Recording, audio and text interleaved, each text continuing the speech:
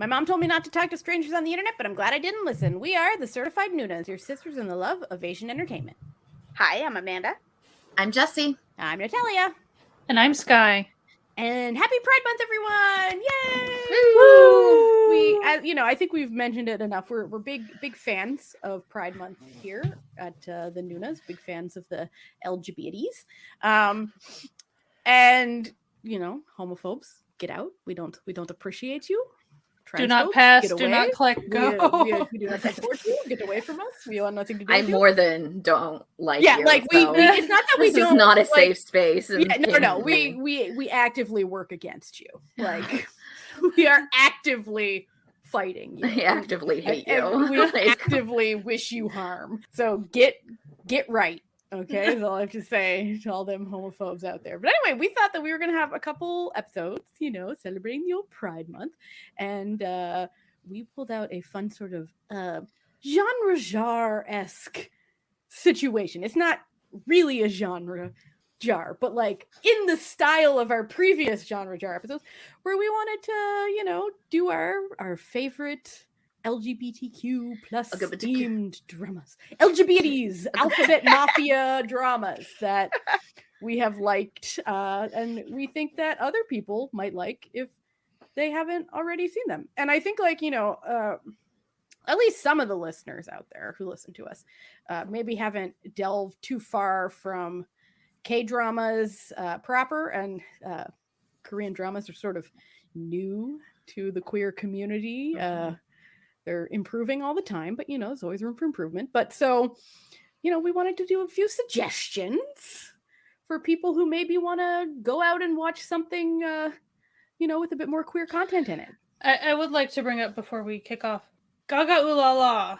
If you are searching for LGBTQ things, go check them out, please, because they have a lot of great really good service, stuff. And they have literally all queer identities are pretty much on.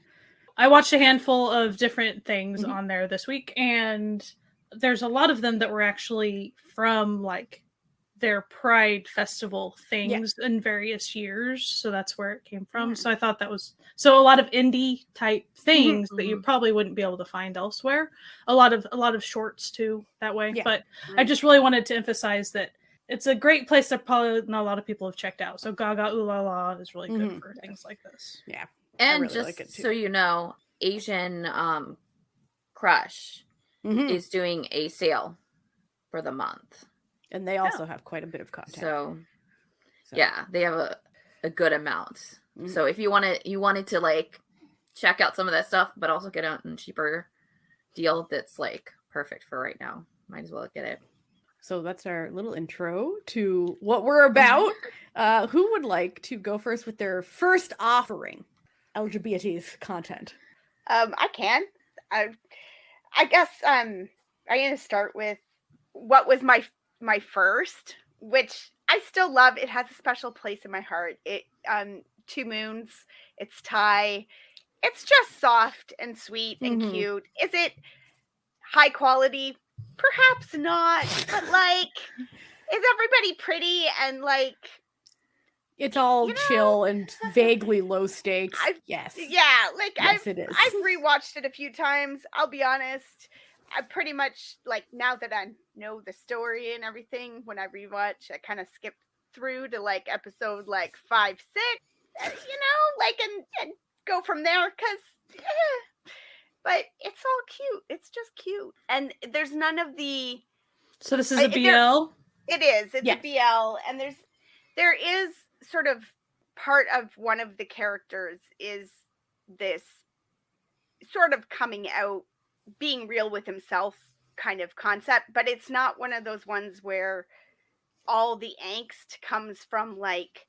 people don't accept us or my parents are mean to us or any of that. Like it's just kind of like getting to the place where you're both on the same page and moving forward. It exists in sort of what my husband loves to refer to as the bisexual wonderland, where there's like a bunch of Thai shows that like being gay or bi, no one has a problem with it. It's just like coming to your own realization that is what you are. So there's no like external issues with it. It's just sort of internal, you know. Everyone's like, oh, it's great. Ooh, thumbs up. Like, right. It's like in those ones, it's like the friends are always just super supportive. Like, oh, okay, or they're all gay themselves. Like, or for some reason, they're like a pack of secret homosexuals that have all just congregated without realizing it.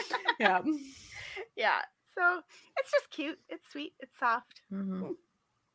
Sometimes that's fun, you know. Yeah. So I'm going to talk about a little bit, because I can't really talk about it that much. The Handmaiden, which is a movie. It's a Korean movie. Oh, so good. We touched on it briefly in the Kim Hae-suk episode. Mm-hmm. And you'll know, if you listen to that, you'll know the struggle of talking about it, because there's a lot of twists and turns in this movie that legitimately would be a disservice to anyone going in knowing those twists and turns. I think like the thing that like makes the movie really great is just like the surprises along the way. So I would never want to take that from someone, but it's a really good movie.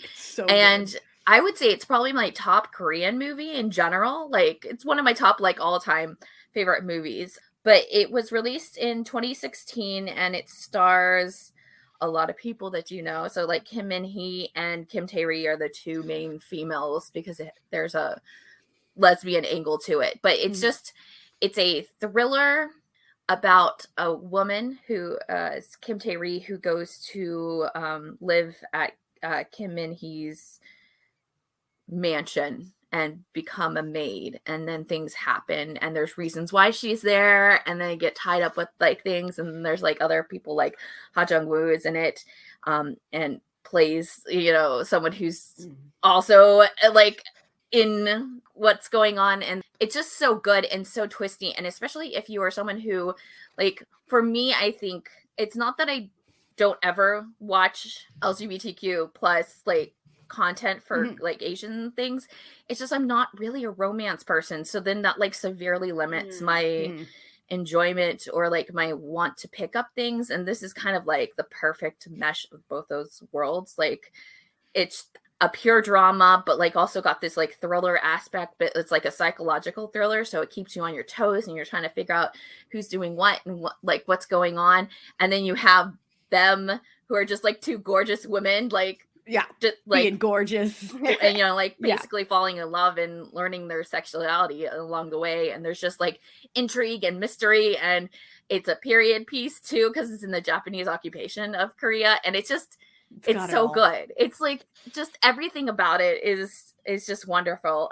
It was directed by Park Chan-wook, who he's done a bunch of stuff. If you watch Old Boy, he's directed Old Boy and helped write, and also Thirst, the vampire movie, which is also a fantastic movie. But it's just so good. And here in the US, at least, it's on Amazon Prime for free. I don't know if it's like where it is elsewhere in the world, but I'm sure it's like AZ. It's also like, it's like a top movie everywhere. Like, it's gotten a ton of awards. So it's like an accessible piece, even if you can't find it free for streaming. Like, you probably could always find the DVD or Blu-ray or something wherever you live, or find it on like rental sites like YouTube or iTunes. You could rent it and that sort of thing. It's phenomenal. If you're like looking especially for like a mix of things, and just like also not just like kind of a bubbly story, this is like perfect for those people. But it's also just like in general a great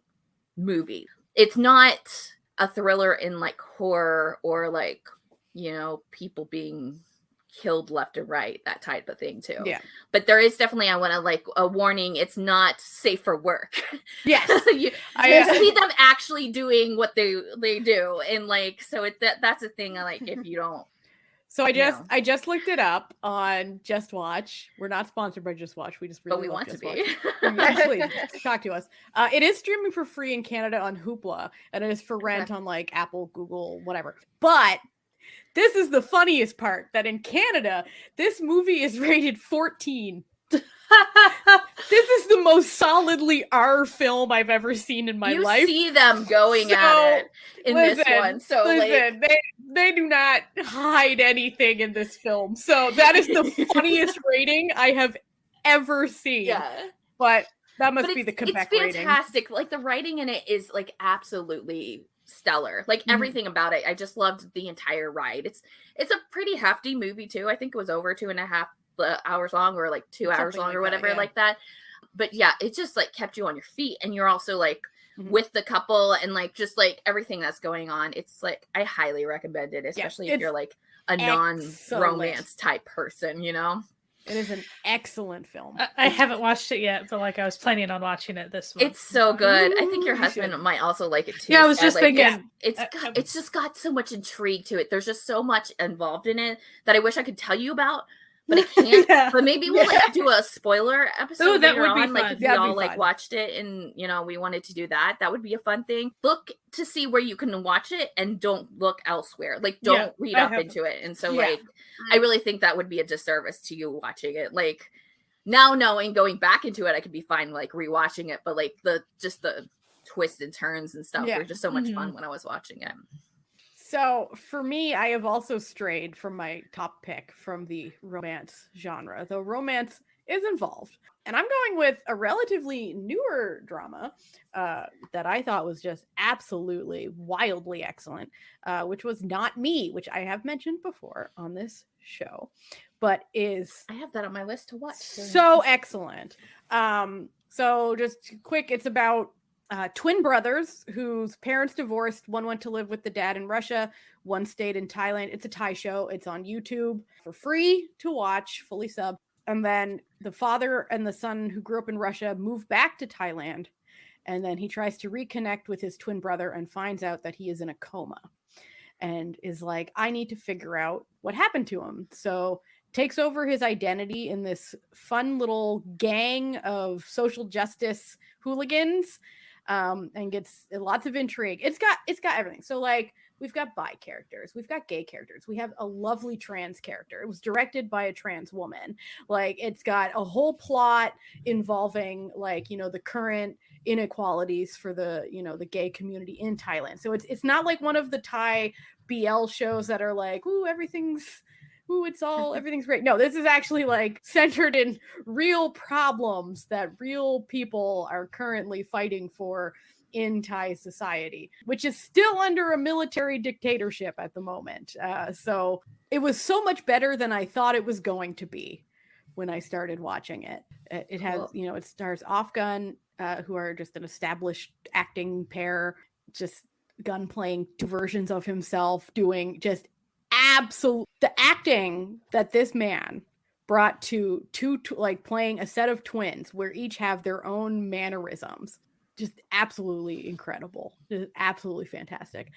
Like I don't want to like say too much because it's another one that's got like the few little twists and stuff, and like but it's also nice that it's not like solidly just romance. Like there's stuff like there is a genre. There is a romantic plot in it, but that's not even the central plot. That's just like a little bonus that you get where you're like, no, you're getting these like high, like you got your plots about like police brutality, and like you've got plots involving like art as protest. You've got a legitimate like pride protest parade. You've got it all. Like this drama is so good.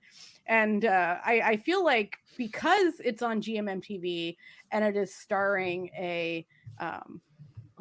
two men that are known for acting in like romantic BL type stuff, right? I feel like people thought that's what it was going to be, and then were very surprised when I just remember where I was like, how did this director convince GMMTV to pay and broadcast this? Because there's no way to monetize this show. Like, so if you're a big fan of PPL, I got some bad news. There's not that much of it. Like they didn't make it too obvious in this one. Of course, there's some. Like they gotta pay the bills. You could just like watch it on YouTube with ads, and there's your PPL. There you go. You're good. You're good. If that's what you're really needing.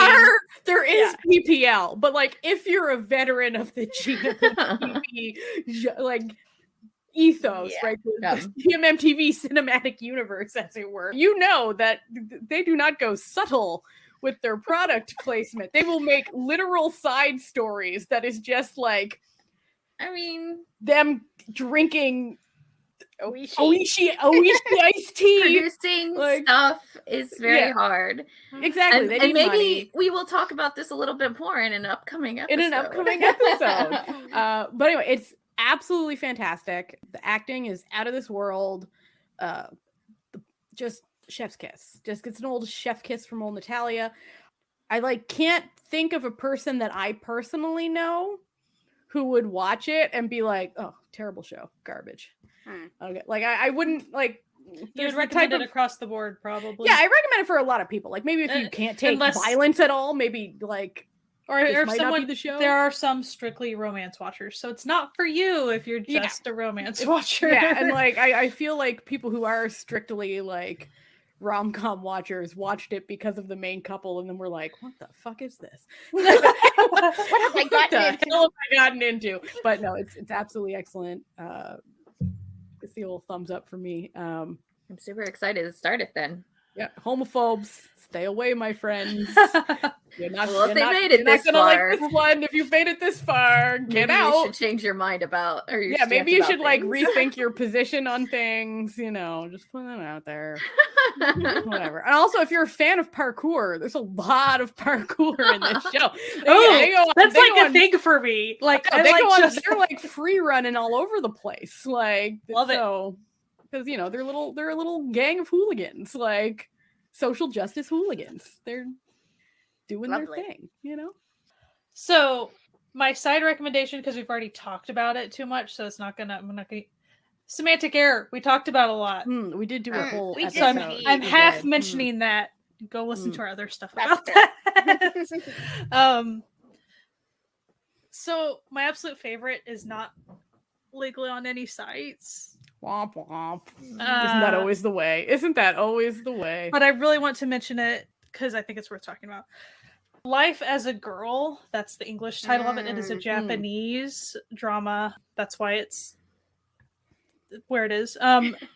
Joshitiki Saikatsu is, I think, the way to say it. It is about a trans female character. And I watched it last year, and I wasn't expecting a lot when I was checking it out, but it really blew me away. It handled things very well. It showed very realistic struggles from what I could tell. Handled everything with a lot of sensitivity and heart.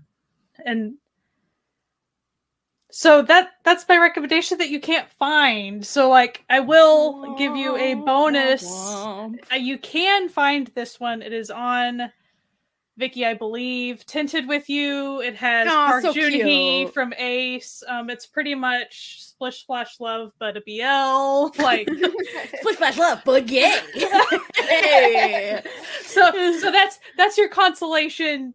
You can find it's that super one. like short too. You can just Yeah. like blaze through it. You can in an motor afternoon. through that hella quick. It's a mini, like, you know, it's a good time. But I really wanted to mention Life as a Girl. It would be great if Viki would pick it up sometime, because I think people would really enjoy it, and it would be squarely like within. And what the a perfect types of- time of year to go release that, Viki. Listen, Viki, we want you to succeed. Yeah, like, we know you listen. have problems, but we're here to help. I know we have issues with the whole fact of like, you know, companies like lumping on to like the Pride Month type thing. We But do. if it like serves in our benefit, like I'm willing to let it slide. Like, Yeah. if it means that like something like that drama gets to be added, then Yeah. you know what? You know. Or it's like Gagu La La, man. Come on, like one of y'all. Yeah, it seems like something that But it seems like Somebody, Gagu La yeah. La and Viki are picking up a lot of the same like BL content at the moment. So it would be nice. I would love to see, like, even if just Gaga La La, I would like them to have the Life as a Girl title, because it's just very, very well done. And I think that a lot of people would really enjoy that. And I think it's also an eye-opening experience of the multiple levels that they face discrimination. And it's sometimes very subtle. It's a very subtle show. It's not over the top. And so that's why I really appreciate it. But Tinted With You is cute, simple, time travel, because why not? Don't worry about like timed. Don't worry about the time. Like Don't worry don't worry about about it. Don't And worry about Tinted it. With You is a Korean drama, by the way. I don't know if I mentioned that. So It's cute. It's that was and it's easy to find, easy to watch. Very I do chill. recommend binging it because it's that short. Yeah. It is Yeah. very short. Yeah. It's a little web drama type. All those little situation. ones are so much better, like the Vicky ones, once they turn them into movies and you're like, yeah, I can just They're sit down and always- just they're always watch so You much always better. do that thing where you're like, I have a little time. I could like watch a couple of episodes, and then you realize you're like, now I have to wait. No. yeah. And I've I only want- watched like an hour's worth of like multiple episodes, and you're like, Yeah. And you're like, oh, I done did it to myself Man, again. there was a drama I watched yesterday. You want to know about short episodes? Less than 3 minutes typically Oh, per sweet episode. oh Jesus. no! Don't Oh, make that an sweet episode. Jesus. Just throw it into No. like one. Come on. Just make it an online movie. Don't do this to us. And it's like one episode a week or something. That's a It's like- commercial. and you're like, Yeah, no, I don't know how it was released, but it was on Gagula and it was just 6 episodes, but they were that short, and I was like, Ugh. you guys That's could not have really even- done just one episode and just Yeah, like covered all just, your bases. that could have just been a short film. Yeah, like a 'Cause lot of the other that's ones are short. They'll be like It's less 11. than 30 minutes. They'll be like 11-minute shorts. Quite often, there's a Yeah. lot of those types on Gagula. 11 minutes to like Mhm. maybe Yeah, like all 18, the very Strongberry stuff is on Yeah. there, which is like a Yeah. bunch of Korean short gay films that are a lot of really good stuff over there. a lot of But good ones. no, don't do this 3 minute. Don't do this. Don't do so this. painful. Come on. Aw. Come on. So second round. Second Second round. round. The second one I'm going to mention is also, I watched it legally on YouTube. It's not there anymore, and Womp I don't womp. know where it. I did Maybe it got see. picked up somewhere. I did see a comment that it might be on Drama Cool, but I don't know. Well, yes, the old legal, yeah, the legal side of entity drama. is Cool. Drama Cool. Yep. All don't know what that is Like, at all. none of That's us like have heard of foreign this. We've website never to heard of every this single place. person here. Yeah, We've never heard of this place do not before. go there. Yeah. Never So- heard. no. So, it's called Mermaid Sauna. It's Taiwanese. Really enjoyable. There's a magical element. It's a body swap drama where I think it was 3. There's 3 people, employees of this sauna, and they all drink this like magical wine at midnight under a full moon. Like Classic. you know how it goes. Classic. And when they wake up, they're all in each other's bodies. They've swapped around. So What a the fun old guy's little in the lady's trio body, of- and the lady is in the young boy's body, and the young boy is in the old man's body, and You know how it always happens. how it works. How it always So- goes. Just the usual situation, right? So Just that we've all encountered in our Exactly. lives. You drink a little magic wine under the full moon. You're just having a good time, and then you wake up in your bro's body. Like it could happen to anyone. It could happen to anybody. Exactly. And it's a good one. It's got sort of gay kind of aspects and lesbian and not exactly like transsexual, but like the guy in the girl's body meets a guy while he's in the girl's body, and like, how's that gonna work if we all swap back? And there's all kinds of issues like that, and it's good. And one of the things that I really enjoyed about it too is that one of the characters, like 2 of the characters, sort of really clearly know what they want in life and everything, and the one character, the young boy, is so young that he's just kind of trying to figure out his whole life, like not just sexuality, like everything, right? He's in college, and he's and so his story, when it ends, there's like immediately after the show ends, there's a second ending, and it's like, or maybe Didn't it ended this way. Didn't like that one? Don't worry, we got you, endings fam. Bonus. Very good, made sense, worked for the character, and you really saw how, like, yeah, he could have easily have gone in either of these directions. And it's like they were like, and you know what? We just don't know what to choose for you. So here you go. Here's both. Pick the one you like. And Pick whichever one you appreciated feel that. in your heart, okay? Right? Pick whichever one makes you feel best today. And I wasn't mad about either of them. So I was like, you know what? Okay, cool. Now I have two endings. So when the writer and the director can't decide, do it both. Do both of them. yeah, so if you can find it somewhere, if it comes back, maybe it'll come back to YouTube one day. I don't know. But it's great. So Okay, so my second pick is not like a full drama. It just has characters. But I really love the drama, and I really actually like how the characters were integrated. So we've also talked about it before. I'm sorry, but Run On. So good. It's so good. It's a drama from last year. It's phenomenal. It's like a kind of like a slice of life sports drama. But it features a character who is a friend to the main character, M. Shiwan's character, or not M. Shiwan's character. Her name is No, the friend who is pining the for artist him. friend. Mhm. Yeah, the artist friend. He's very clearly pining for him the entire time. And the way that they integrate it's like I felt like really natural and very good, because it also did this really good, like, not breaking up a friendship too, because of one person, like, which is like also a thing we could talk about even when they're straight couple, like friendships and stuff like that just doesn't happen. And the way that he was just in the like drama was just like so nice, because you started to pick up on it really fast that like that's what he was, but he never was like ostracized for it, even when there was an actual like it came out in the light, and it was very like dealt with like very nice, and it wasn't like some sort of like, you know, super thing. Like it's not like they hyped it up or anything like that. And I just like I really enjoyed that. But also there's another character who plays the best friend of Shin Se-kyung's character, who is asexual, and they like fully acknowledge it in the drama, which I cannot tell you how unheard of that is for any country ever, for asexuality to be like actually acknowledged, and in the way that they do. And like it's not like some like gimmick, especially like in terms of like it always gets like when you're asexual, it gets like pushed into like maybe like you're lesbian, and then like it's like becomes a funny game like people play. And just the way that she's integrated into it, and the way that you find out about it, and it's just like so naturally and perfect, and like it's just like something I never expected any drama to do, especially not a K-drama. Let's be real, K-drama was not where like, I thought that was going to be. Not even like not like a web drama or something. Like a full-on K-drama, full length.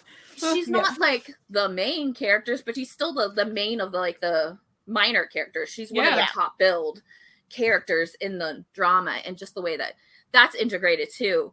Both of them combined, especially within the like plot of this series, and the way that they didn't like force their stories, they kind of just naturally came to happen, and just like fit everything that was going on within the drama itself too. Like it just worked really well. Like they all just like synced up really well, and to me it didn't feel like there was ever a time that like I felt tense because of the way that they were treating these characters, or the way that they were trying to treat them like for the audience, which happens a lot. And it worked out really well, and just within the story and within the whole like, you know, theme or tone of Run On, it was actually needed, and it just worked really well. I really just really loved it. I watched it on Viki, so you definitely can watch Run On, or not Viki, Netflix. Yeah, excellent. It's fantastic. So watch. I just remember like I had waited until it was like almost done to start watching it, and I was like, I'm so glad I did this. I can't stop. We were doing that sports episode, and I was like, I gotta find one drama that's a sports that I can watch for this, and I literally watched 14 episodes in one go and then finished it. Like I went to sleep and then finished the last two. Nice. It's that good. It's I loved it. I loved every bit of it. But yeah, those characters I thought were really special in the way that they were portrayed. So for my second pick, I kind of had like I was waffling between few, because I have like what my heart says I should pick and then what my brain says I should pick. Yeah. So, like, if I went with what my heart says I should pick, I can't say it's like the best, but I really enjoy it. And I'm just going to quickly give it a little shout out. And that is History 2, Right or Wrong. I know everyone loves Crossing the Line, but there's something about Right or Wrong that gives me, but my brain won out. And instead, I would like to talk about the 2021 Thai drama, Lovely Writer. So the basic plot, it follows this writer named Jean who doesn't really want to write romance stuff. But his publisher's like, hey, I hear that these like gay novels are pretty popular. So you should write one. And he's like, fine. So he writes the most like stereotypical like BL college, like, you know, engineer student, like, you know, the usual novel, and publish it. And it becomes like a huge commercial success. So much so that they're now making it into a TV show. And so he then gets invited to like participate in like the casting of this TV show for this, you know, his most famous book that he never wanted to write. And while there meets the guy who gets cast as the main actor, Nubsib, who immediately is like, my man, I'm going to come on the hardest that you've ever seen someone come on to you without being creepy. Like, I'm going to make you fall in love with me. And it's like, it just, you know, goes on from there. But and when I started this, I was sort of expecting this drama to just sort of be middle of the road, like nothing special, like just, you know, cute guys doing, you know, cute romantic stuff. But it's so good. Like, it was such a better drama than I was expecting it to be. Like, the characters are more nuanced than you would expect. Like, it doesn't live in the, you know, the bisexual wonderland, as I said before, where like no one has a problem with their sexuality, because like no, you meet their parents and it's not great, but there's like, and even in this like rom-com genre, there's bizarre twists that you're like, wait, what? Whoa. It's got really endearing characters, and I really think it's good. I really think it's you know, it's quite nice. It's on WeTV. I was trying to remember where it aired. It came out in 2021. It ran from February to May. It's like a full-length series, 12 episodes. It's very endearing. Just, it gets the old thumbs up from Natalia. I really enjoyed it. And it is, of course, adapted from a novel, because of course it would have to be. Like, with this plot, like this, you know, you got to sort of like we're in like the inception of novels being turned into shows with this show. But it's really quite good. I really enjoyed it. So my second recommendation is over on Gaga Ooh La La. It is a Taiwanese short film, and it's called Encore Martha. So it is a lesbian themed one, and it's for older lesbians. So like that's actually part of the reason why I wanted to go check it out in the first place. And essentially, you have the main character that is the more masculine dressing, snappy dresser singer. And then you have pretty much her long lost love that comes back into her life, who her husband had died and she had kids and all these things. And so them visiting the past, they don't visit the past literally, they don't time travel, they have flashbacks, memories of the past. They talk, not even flashbacks, I feel like they were like pictures or something, because I don't feel like they necessarily acted out. I can't quite remember. But just the way they would talk about, because it all centered around the other woman. She wanted kids, and the way society at the time, and so it was essentially an amicable breakup to allow her to have that aspect of her life. And then, so after her husband passed, them kind of rekindling their relationship essentially. But also what I wouldn't say what I liked, but what I thought was very realistic about the show was how her grown children did not react kindly to the mom uncentering herself from, their lives and trying to go live her own life in this unexpected way. Selfishness. It was just all portrayed really subtly and really well. And, I think that's, especially watching a show about older LGBTQ people and the things that they sometimes have to, and especially societal expectations, how they were even different a few decades back for them when they were in their younger years, having their first important loves and how that affected those choices. So I just really appreciated overall how everything was handled. Really good acting. I feel like the music was really good as well. They even, so on Gagulala, they have the story, they have the drama short film, and then they have a separate bonus little music video essentially, but it's just clip. It's, them, I think it was them singing or something. So now, Sky, I do have a question for you. Was she wearing a particularly snappy suit? And that is what got you interested? Because we know how you like them suits. She was dressed as suspenders and a tie. Ooh. Nice. Ooh, how festive. So, and that's kind of her style is kind of that jazzy singer type. So, and she's kind of like the Playboy type character. And so I just really appreciated the main characters being older too. You just don't get to see that all that often. Yeah. And then having those struggles with your adult children. How often do we get to see that in an LGBTQ film? I just thought it was really well done. It's only 24 minutes. So super easy watch. And it's cute them rekindling feelings and stuff that you can tell immediately those feelings never went away. It's not like one is forcing the other or anything. So there's there are a heck ton of shorts on Gagulala. Yeah, and I watched a lot of short stuff.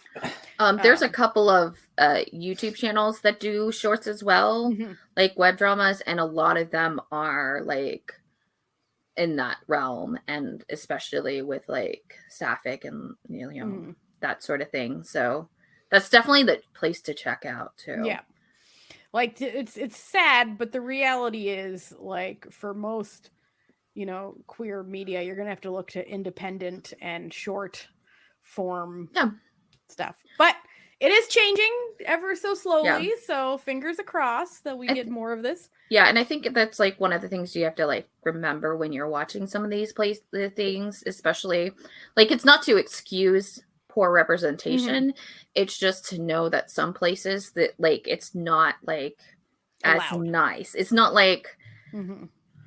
what you think is bad would be the best solution, outcome for some of these places. And so I think that translates a lot into a little baiting issue, which yes, it is, but also if it's a way to get that representation out without government entities to kind of step into, I mean, this is a greater discussion, but is it really queer baiting if it's because they have to do it because of the political situation, and this is a thing that's going to be broadcast.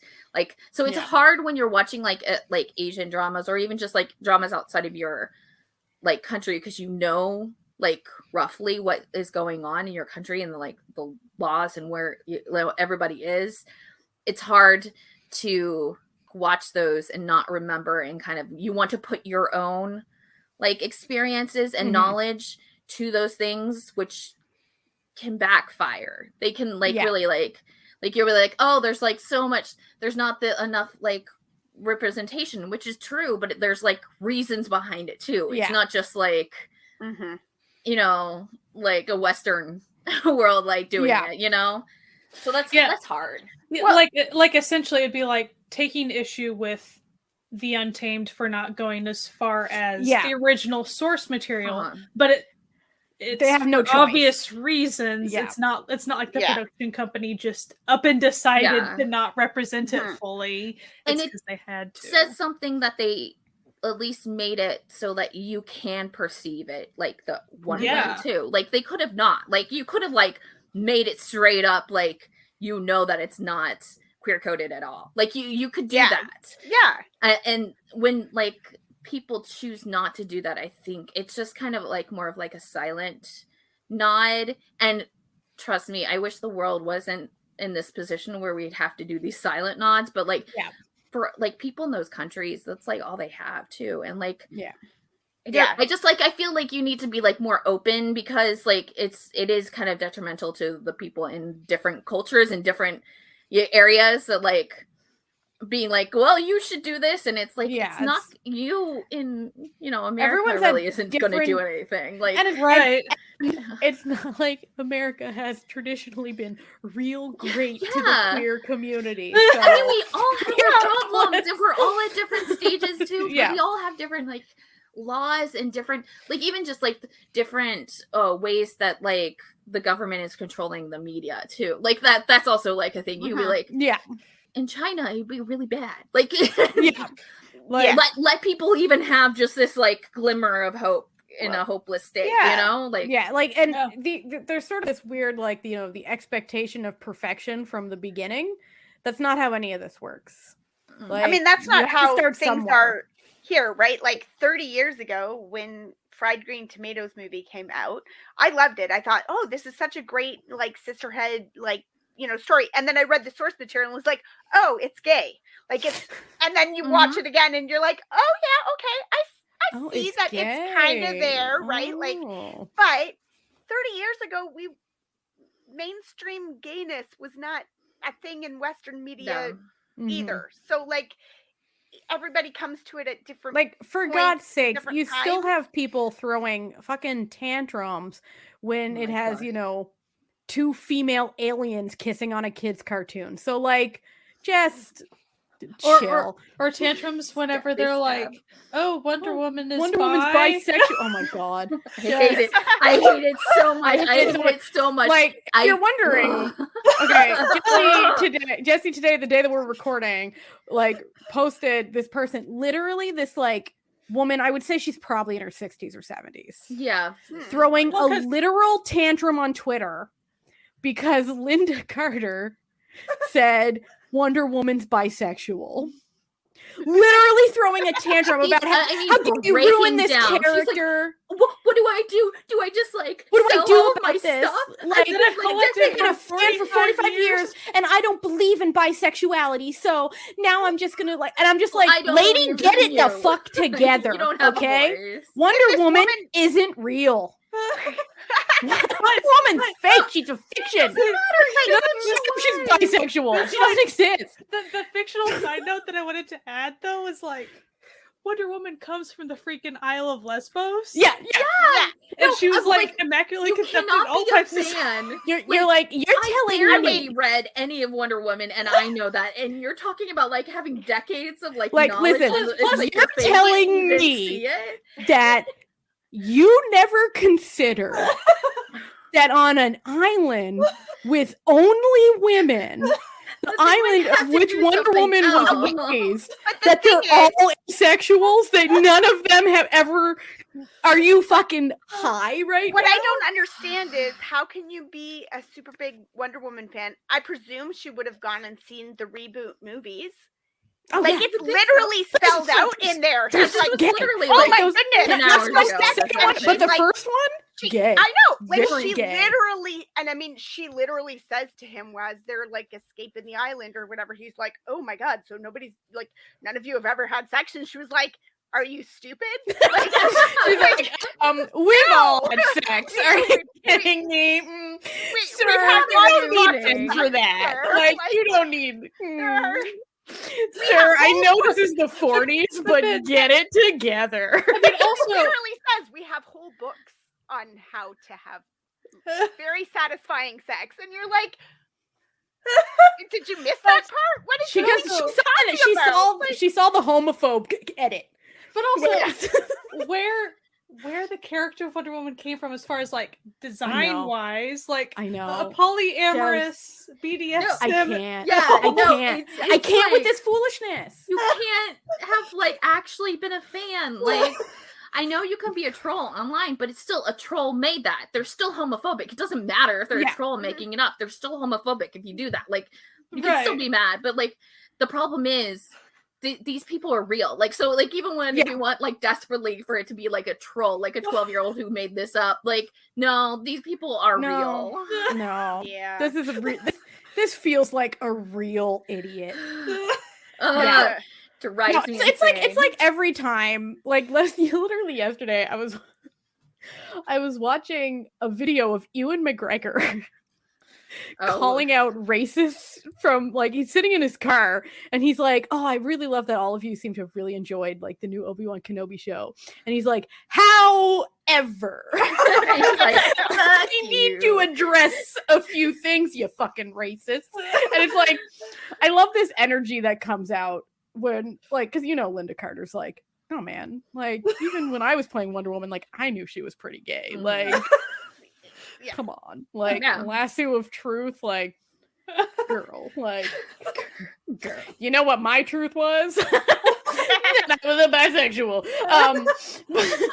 Like just the shenanigans. And and to bring it on back, this was a white American lady saying this, so no, things aren't hunky-dory for the queer community in America. So yeah, they're not like anywhere. I like don't want that like to be construed. No. It's just, I think we all do that where we kind of like center ourselves, and like maybe before you're a little bit vocal, you realize that like maybe there's other issues that like you don't personally have, like that like are stopping. And also, even within Asian entertainment fan online spaces, social media, you will run into homophobes. Like, which you will. Shocks me. No, I've run into homophobes in the BL fan community. So many. It always shocks me. It shocks me a lot. You see this a lot too with people who are very like, feminist and like, that sort of thing, and then they're constantly like transphobic, shitting on females. Like there's a lot of like internalized stuff that you're just like, you can't just say I'm not this and that make it like a thing. You like actually have to work on it. Like, just because you believe and we all have to work on it. We all have internalized prejudices because of how we grew up in a system that was in like a lot of this stuff is like stuff that's so like secondhand that it's not, you don't even know it because it's like your brain has like stopped thinking about it because it's something you already like were taught, and that's how your brain works. It just like if it can like reduce like what it has to think about and like move on, like that's what it's going to do. And like you always have to check yourself and like realize it, but like there's some you're like you just like are just not aware, and you're putting it on like online for everybody to see. So like I'm like I think the funniest, gave me that. Like the funniest instance I ever had, I'm not going to call anyone out personally, but I was in like a BL group chat and we were all just talking about stuff. And then this was, right before the 2020 elections, or when was the last American elections? 2020, right? Yeah, it was the last one.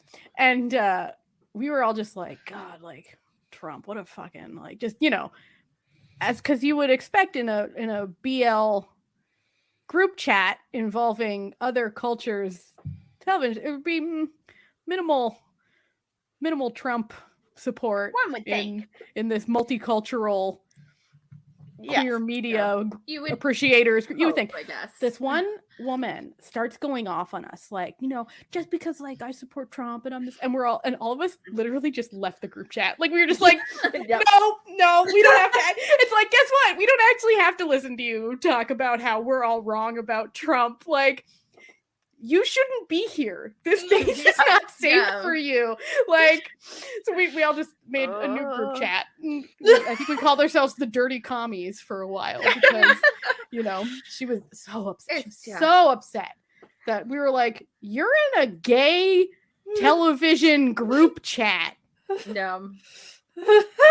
Hello. Like your reminder, especially now that we're celebrating Pride, like to know that like no one, like you're not, even when you think you're in like a safe space or like a safe space, like you don't even have to be part of that community, but like you think it is, like there are people who are there for the wrong reasons or like continue with their whatever phobia, or like do things like, especially like with pitting Groups different against each other. sexualities like against each Yeah. other and that sort of thing, or like, you know, to being like, oh, I'm this and this and this, but like trashing on someone who's bi, or like, you know, deciding that someone who's pan and bi, like there's a, you know, that kind of strife and that sort of thing. Just like, I think especially when you're like actively trying to work on being a better human being, you also have to realize those spaces where you kind of are like comfortable because you think you're not having to like be on top of your game on those types of things. Those are the places where you can find like hidden people, and it should be like something and that you're really you know what focusing on. And it is our goal to make those spaces not safe for those people. We want them to actively be so uncomfortable that they either change their ways or get the fuck out. Because you also don't know don't like need who that in that energy. space is like kind of like been hesitant about like talking about their sexuality, or just like that's just not something they talk about in general, because like you can also be that too. And like you like, if you don't say anything about that, that person is looking on being like, oh, now everybody who I thought was a safe person is not a safe person. And that's a really hard place to be in. And so like you need to be actively like focusing on like these things and calling them out, because people shouldn't feel coddled that they could be racist and homophobic and just trash humans, like, you know?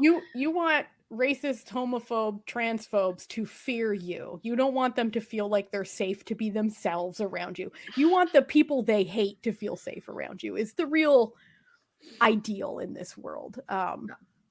I just like sometimes some of the dumb shit that happens. Like recently there was the woman, she was a bisexual woman married to a man, which that's totally fine if you're bisexual married to a man. That's because that's kind of bisexual means you like both. Who wrote a book with a bisexual lead, and then the publisher discovered she was married to a man and like rescinded the offer to publish it because she wasn't bi. And she's like, I don't think that means what you think it means. What it means, it doesn't just mean lesbian light.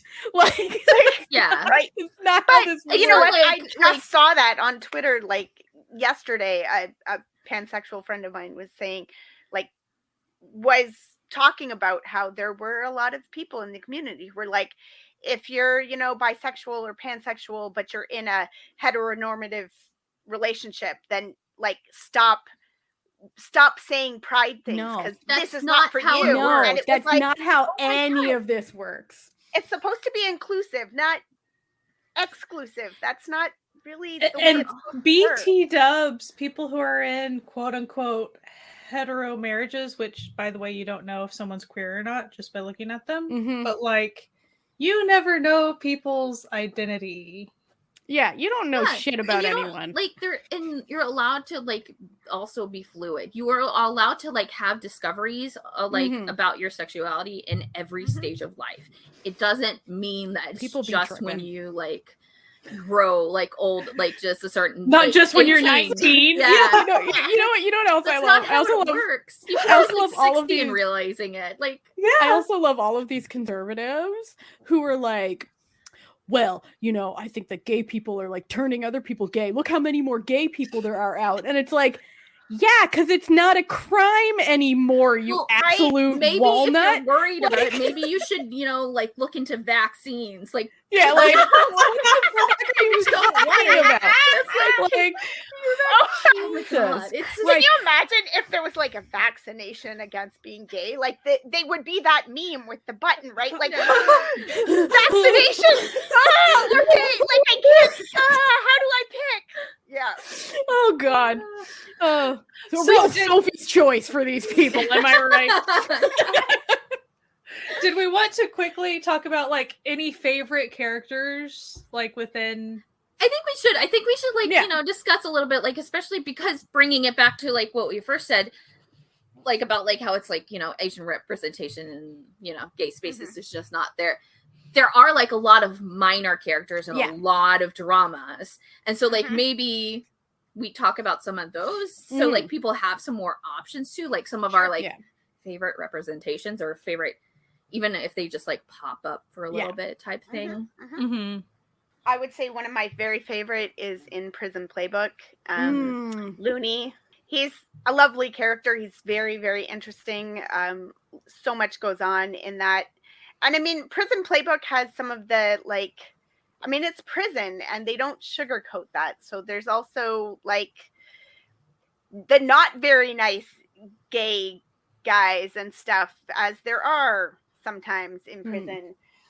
But like Looney is just a delight of a character, and he is it's a good character in that he adds a lot to the story. He's he is a great character. He's integral to everything. It's one of those side characters where he doesn't have to be gay, but like, why not be gay? You know what I mean? Like, there is like his story doesn't change if he's gay or straight. Exactly.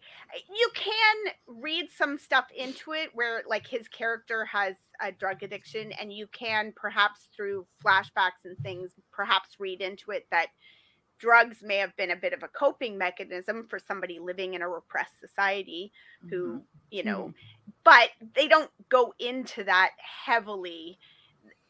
They don't make it like, oh, he has a drug problem because he's gay. Like, that's not what they're trying to say to you at all.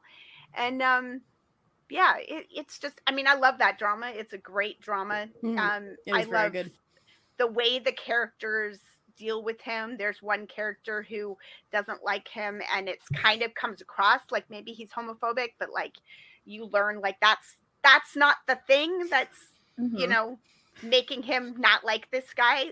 So it's just Prison Playbooks like that with a lot of the plot lines and stuff, where it's like you think they're telling you this story, and then in the last minute they veer and go, nope, that's not what we were doing. And you're like, oh, okay, cool. So highly recommend. And and the characters just wonderful. So for me, this is not a favorite because I haven't actually like watched it, but when I was like researching, like trying to find like different places, because I was like, oh, I'm not gonna remember like straight off the bat like when there was a character, I found something about how Go Mrs. Go actually has a storyline with a transitioned character, and that the person who played it was also trans. And so they had this full storyline about, and so the character is Sue, and was played by Che Han-bid. So they had transitioned in like 96 in Korea. They're Korean too. So they had the full storyline on Go Mrs. Go played by that person. And I think that's like a huge thing to like see. Big. That's awesome. I'm sorry, Go Mrs. Go is now like not available. And I wish like I could find it, and like, because I really don't think in the episodes that I watched I remember that character if they had already started, but it's like a 40 episode or so. When you've only watched under 10, you're not really through it. But like when I was researching, I just thought that was really cool that they were discussing it. I know there is also, as a side note, I don't remember at the top of my head because I didn't even think to look into it, but there is a K-pop idol who had transitioned and did stuff. Ask Me About K-pop. Is it Ask Me About K-pop? Is that the podcast name? There is. Guy and I watched their presentation at the last podcast festival, KPSN, and they talk about it in that. Do you remember that? Vaguely. I'll have to look into it, and I'll put like a note about it, but or we can talk about it later and then later. So, but like, I forgot. Just reminded me. Anyways, so yeah.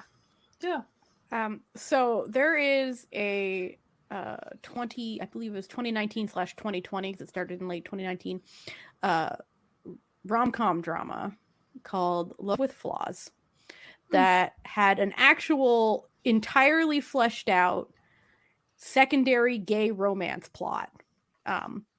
And it's quite good, actually. And it involves this confident gay bartender who's the main character's brother, meeting a closeted college student who gets forcibly outed at college. And then sort of a romance between them develops as this, confident senior gay decides to use his charm and good looks to, and also he's like a big dude, like a, muscly, works out a lot type of, handsome gay character, to just sort of pretend to be this younger gay's boyfriend in order to get, all these other dudes to stop harassing him. And it's really sweet. The drama's not bad. Like, the drama's fine.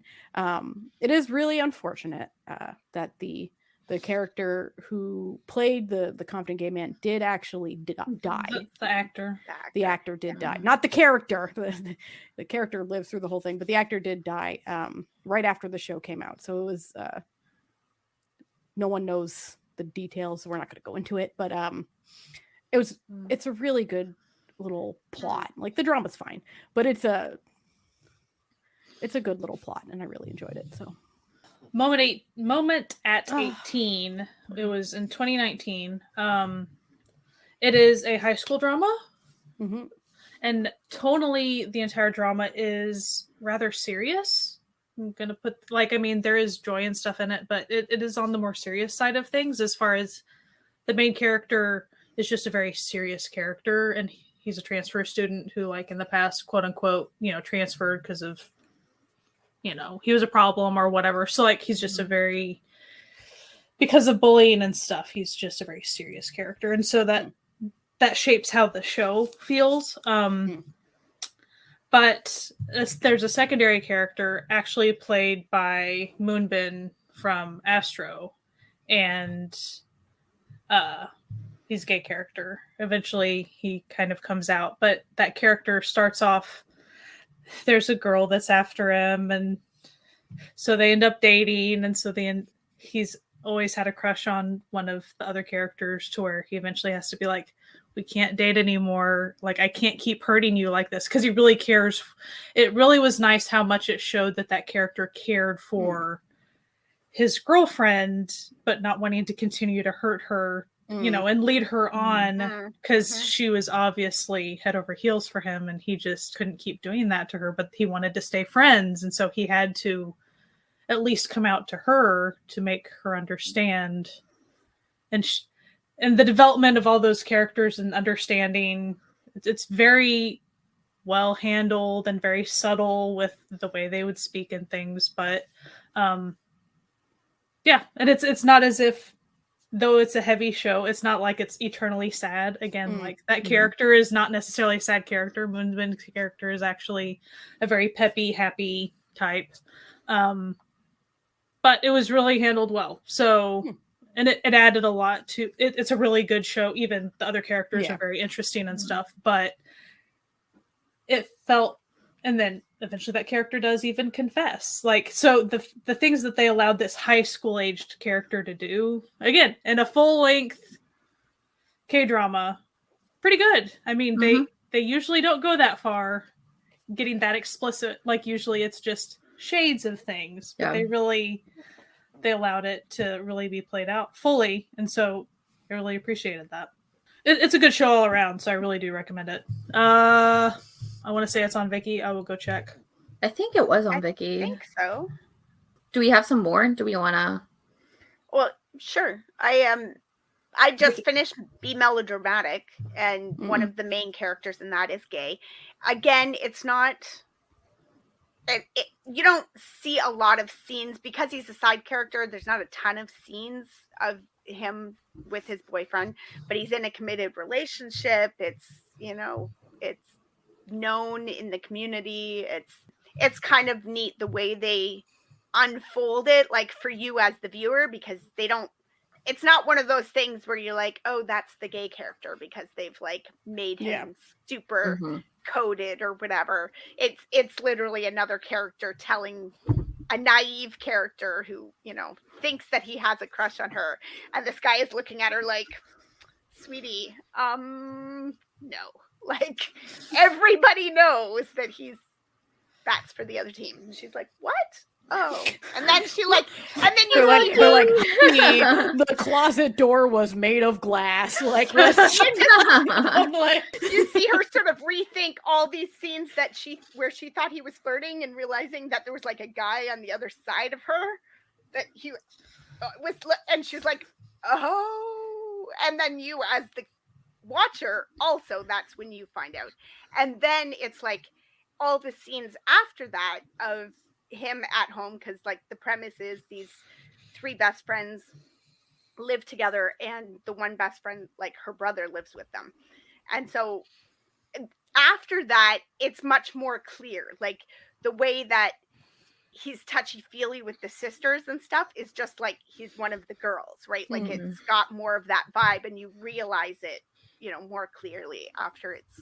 But his character's lovely, and just again the way that he's just part of the story, like he just is, and that's not, again, there's not like a trauma about it or anything. He's just, that's just his story, right? And so that's kind of nice. So again, another, Jessie didn't watch it, so she can't fully, you know, promote it. But she hears it's good. But she hears that like it's something to be talked about. So back in 2010, there was a drama called Life is Beautiful. We briefly talked about it on Kim Hae-suk episode because she's also in it, because of course she's in everything. 63 episode of Family Weekender, you know, on SBS. But the big thing about it is that the two main leads, so it's the eldest son of the family, because obviously it's a family show too, so it's all about the generations of family, is in a gay relationship, and it's a very openly discussed and talked about relationship within the drama. And there are lots of articles on it when you like search online, because it was like huge. I think it's a huge thing. It's like one of the first kind of definitive representations in Korean dramas, especially with like big main characters, and in the way that they integrated into the storyline, and they weren't like they used it in a really realistic way to integrate how the family was dealing with it and that sort of thing, and like talking about like societal pressures and that sort of thing. And on my drama list, this is what they say about the relationship. So it's the oldest son, who's Tae-sup, is in a romantic pairing with a divorced professor, Kyung-soo, whose homosexual relationship their families react to while addressing issues of personal, social, and familial acceptance, leading to and finally love and understanding. And so Tae-sup, the son, is played by Song Chang-yu. I don't know. It's E-U-I. I don't know how you pronounce that. And I hate when like the like, you know, whatever the English is like really hard. Who's been in a ton of things. The last thing he was in 2018's Hide and Seek. And then the guy who plays Kyung-soo, the professor, is Lee Sang-woo, who is in Shooting Stars and Uncle, Penthouse, Mother of Mine, Touch Your Heart. He's in a bunch of stuff. So like they're huge major actors. And so this was one of the things that like I kept on when I was searching things. This kept on, like this drama specifically was like a thing that everybody kept talking about, especially because it's 2010. And so it was like a very like, at that time, that was not something that was heard of, especially with like these like weekender dramas where you're having a lot of, your audience is going to be older, you know, people who would be even less accepting because of, you know, the way that they were raised and that sort of thing. So it's a huge thing. I don't know if it's anywhere that you can find. I didn't see it. But if it's something that you can find, I think definitely check out to see kind of the history. It was like essentially a part of the history of, you know, LGBTQ representation in Korean drama history, at least. Yeah. I need to mention Move to Heaven, which has a whole. I know. Yeah, I know. I know. Like, just don't think about it too hard. Don't think about it too hard. There's a. It's sort of, if you haven't heard of Move to Heaven, you should pick a time when you're not feeling particularly emotionally fragile, and then experience your entire emotions crumble under the weight of this show. I don't. If you're like one of those like I don't cry at things. I don't cry during shows. This is not. Listen, I don't cry during shows, and I was crying. I was crying so hard. Oh my God. My husband thought like something bad had happened to me personally. This and the old couple back to back. Too much. It's too much. It was too much. It was too much. It does. So if you haven't seen the show, basically it features sort of and sort of like if you've seen Goblin, that sort of style where the Grim Reaper would go through people's lives. It has that sort of thing per episode where they clean out someone who's died, but not fantastical. It's not fantastical. They like they're death cleaners, so they clean out someone who's died's place, and then they learn about their lives through their things. And one of them involves this gay couple. Oh god, I can't even say anything. I don't want to think about it, but like it's so good and you should watch it because I literally think it's one of the best dramas I've ever seen. I think it's episode 5 is this one, but you should watch the entire thing. Yeah, there's 10 episodes. It's on Netflix. It's the way they handled this storyline is just so good, so beautiful and heartbreaking all at once, and you're just like, I could just describe the whole show, beautiful and heartbreaking. Anyway, Move to Heaven, thumbs up. Great show. It's got some good representation of all sorts of stuff. So I won't get too far into this, but we have discussed before Antique Bakery. Yes, real Antique Bakery. And its sad little brother, Baker Boys. But I mean, it's really not even that much of a side character. One of the main characters is gay, and it is silly. So it's not like it's handled so well. I'm not sure you could really say that. Yeah, but it's not handled the worst I've ever seen. Let's just say that. I mean, for the year 2008, and it's also a comedy, so you put those two things together, and so it'll lean a certain way with certain things. Yeah. But it's definitely an aspect of the story and stuff to where, and it's well acted. They did good with the way it was written. Yeah, like it's an enjoyable movie. I enjoyed watching it. We definitely have a full episode on our reaction. So. I did want to mention this is not an LGBTQ show in any way, but I always think that the Beauty Inside, both the drama and the movie, has a lot to say about like personal identity despite one's body, and even though it is a fantasy. So again, like I'm totally not saying this is what so and so experiences, not saying that, but it has really good things to say as kind of a little window into inspecting one's own personal identity with stuff, and I think that relates a little bit to especially people that haven't experienced that themselves, seeing a little bit of that. So, but really well handled. And again, this is not an LGBTQ thing, but essentially when you have a female character whose body changes to all types of ages and genders and things, everything that relates to that. So that's why it kind of slides that a little bit. Just along the same lines, that one that I watched this year, Pumpkin Time, where it's a magical body transformation thing similarly, right? But it deals with a lot of those, like the acceptance of who you are and who you want to be and how people see you and perceive you. And I perceive that it deals with a lot of the emotions of transitioning very well. So one of my like favorite instances in a drama with like literally a throwaway character that you see for 2 lines, and it's like one of the best, is Romance is a Bonus book. That's that true. Integration of like, so best slight part of the spoiler, show. But it's like the very beginning of it. But essentially, the main male's like ex, they've been talking about her kind of like a lot.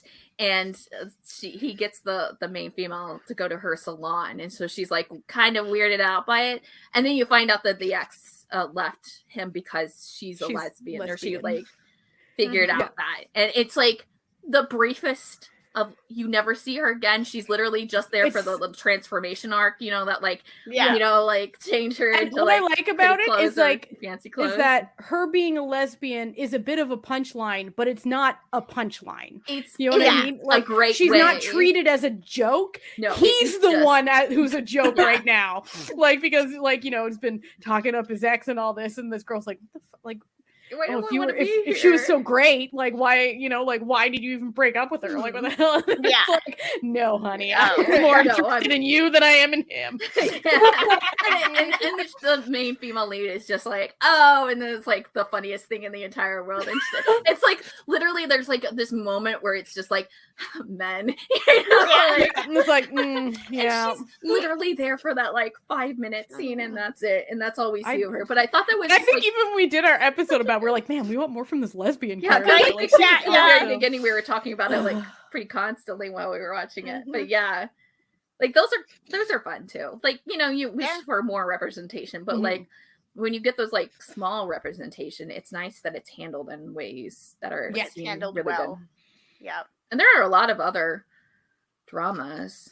There, I was thinking about it and thinking, you know, I gave a Taiwanese one that is perhaps not possible to find, but another one that a movie that I love, Taiwanese, called We Are Gamily, and it is on Gaga Ooh La La, I believe. So now, and it's fantastic, and it's a comedy. Like, it is a full-on comedy, but it's written and directed by a gay woman. It's like, it's fun. Like, it's just fun and cute about gay twins whose mom doesn't know that they're gay, and so they fake marriages to people, you know, one's a guy and one's a girl, so they fake marriages to each other's like significant others so that they can all live in a house together. Aww. And then mom's so excited for them, she comes to move in. Oh my God.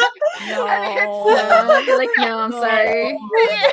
Yeah. Constantly So, sick. yeah, it's pretty wild. It's pretty funny, and it's all the cuteness of a contract marriage scenario gone wrong that you just, yeah, it's very, very good, very fun, and available. So, you know, if you were like, oh, Mermaid Sauna sounds fun, but I can't find it, go find We Are Gamily and enjoy that one. Probably And of course, about we'd the be same remiss length, so. if we didn't mention a movie we've mentioned here before on our Bay Duna episode, Girl at My Door, Chef's Kiss. Yeah. Chef's Kiss film about basically the absolute ludicrous way that, that's not what the show's about, but it does demonstrate the absolute ludicrous way that the queer community is discriminated against, even in countries where it is not illegal to be gay. Because it has never been illegal to be gay in Korea. It's just people. Yeah. Yeah. Well, and also, I mean, on the Bedouin side, Sensei. Oh, Sensei. Yeah, absolutely. So, and then excellent. No, what's the other one that the other one that she's with the Wachowskis? Oh, Cloud Cloud Atlas. Cloud Atlas, yeah. You have like little like It's Okay, That's Love. EL plays a transgender character in that. And I mean, of Itaewon course, Class has. Oh, yeah. There you go. You know what though? I will say this about Itaewon Class. I didn't realize that they were supposed to be transgender until several episodes in, where I was like, why do they keep calling this obviously female person bro? And then I was like, oh, I get it. She's supposed to be male presenting for now. Okay. Well, that's kind of the thing with subtitles sometimes, right? Sometimes sometimes we assume like, oh, it was a goof, and so we're not trying to like make a judgment call on that. Yeah. And then all of a sudden I was like, oh, she showed up in a dress and everyone was shocked. Okay. Oh, got it. Okay, I understand now. I get it. There's also, I'm not telling you who it is because it's a major spoiler, but Reply 1997. There's the thing. It's a big thing, so don't like. Oh, that sounds. I didn't know that was an aspect of that though. That sounds interesting. Yes. There's a But whole you don't know it thing. because most of the time people don't talk about it. I mean, like, Yeah. you don't know who I'm talking about or Yeah. what happened, but Well, I do, but I've seen the yeah. show. So So I know. I mean, like, Sky and I have talked immensely about XX and how we love it, and the best friend of Hani's character is him. gay. Mhm. Love him so much. He's just her best friend. Like, I just And they don't over like, he's flamboyant, him. but I He's don't not never like felt overt. like it was just like that was his personality, you know? Yeah, Like, it's just that's his who personality. he was. And then he even like talks about his ex and stuff. Like, I mean, it's not like, oh, just side note, you're gay. Like, he actually has conversations about like his relationships and stuff. I did see on one list, you're gonna have to tell me, her private life had something. Well, it was because he thought that they were lesbians and he was trying to protect their No, lesbian... it was not a female character. Oh. Maybe I wrote it down. A writer and photographer. I think it was not a main character line. Yes. There's a plot line. That's not like a spoiler, right? Like, I don't think nobody was naming it, so I assumed it was just like a really like minor character. There's a minor plot where they're trying to secure the rights to do a show for this famous photographer who's died and who left all of his photos to his best friend. And everyone was like, why would they leave all the photos to the best friend? And then you find out that he was never willing to like do showings of his best friend's work. Like, no one could get him to share those pictures because he was afraid. So that if eventually people found out that it he came would out become a that laughing stock. Yeah, his friend that passed, the photographer, was gay. Like, I think he was out. Like, no, he wasn't out. But he wasn't out. I think the guy that was still living wasn't out, but the guy that had passed was. Okay. And he obviously had loved his best friend. Like, romantic. It's this very heartfelt, very touching, and they do focus on that for like at least a good half of an episode or so. And even like, just wasn't there like even that one of the paintings, it was like when they saw it, it becomes clear. Like, you can't look at this painting and not know. Well, it was the photograph. Right. Like, they had taken. It was the final photograph of this photographer had been taken by his best friend. It was a self-portrait, but he was looking beyond the camera, and then the girl, like the main girl, realized he was looking at someone with love, and it was the best friend. And it was very sweet. Park Min Young's character says, like, it's as if he was saying, you know, En Young, hello and goodbye, I see you. And so they kind of keep talking about that and how that's a very touching thing. And you could tell that the best friend, quote unquote, that was still living, like, he was pretty much saying, I did love him, but, you know, just the time period and all these. So I mean, it's past half of the show, I would say. But it is one of the better episodes of, like, it's really well done. It's the same episode or the other, you know, the hair tie thing. It's the all hair tie. That happens at that new house. If you know, you know. Okay. Like, ooh.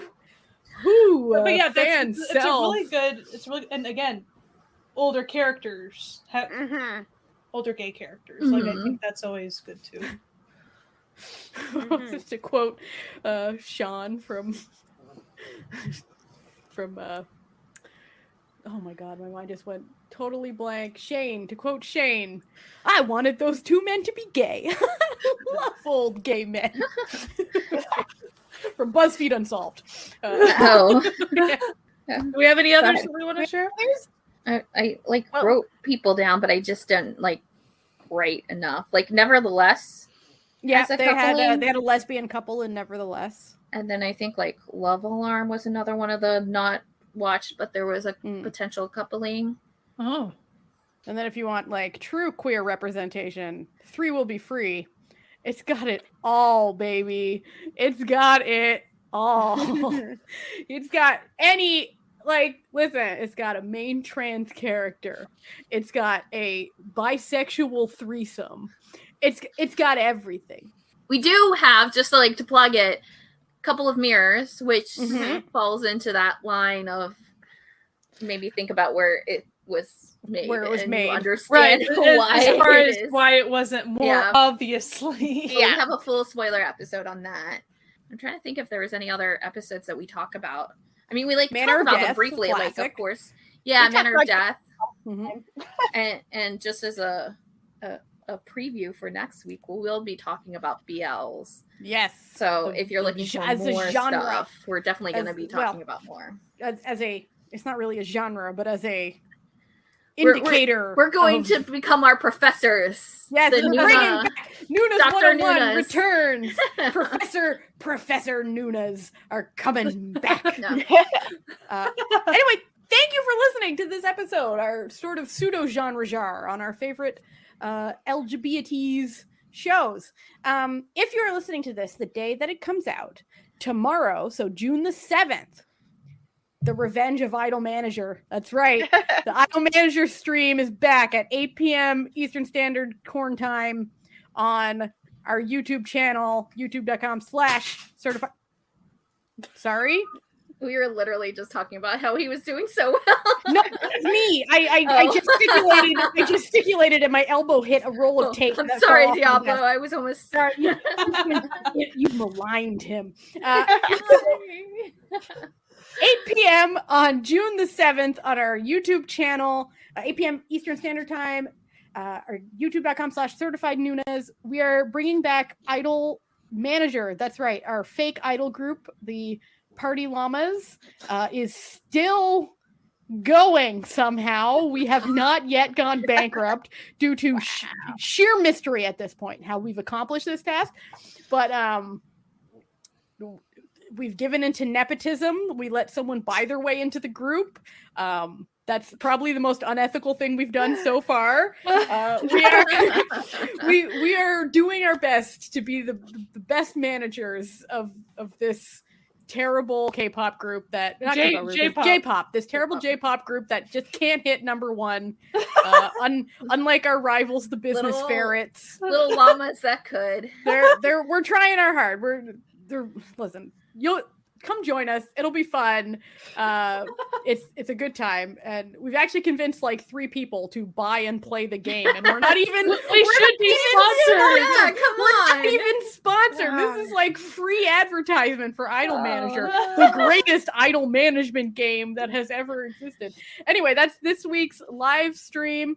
If you want to support this podcast, you can go to patreon.com/certified Noonas to be a part of the Certified Found Family, our found family on the web, where we do fun things like have watch parties and do all sorts of stuff and put little extras and stuff that gets cut out of the episodes. It all goes there. And you can find our podcast wherever podcasts can be found. Also on our YouTube channel. But if you want links and everything, you got to go to certifiednoonas.com, all one word.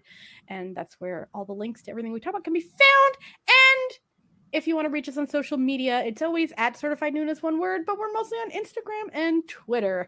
Anyway, we hope you have a fantastic week. Maybe check out some queer media this month in celebration of Pride Month. And, have a great, fun, sexy time. Remember to wash your hands, wear a mask, and as always, keep enjoying Asian entertainment. Bye. Bye.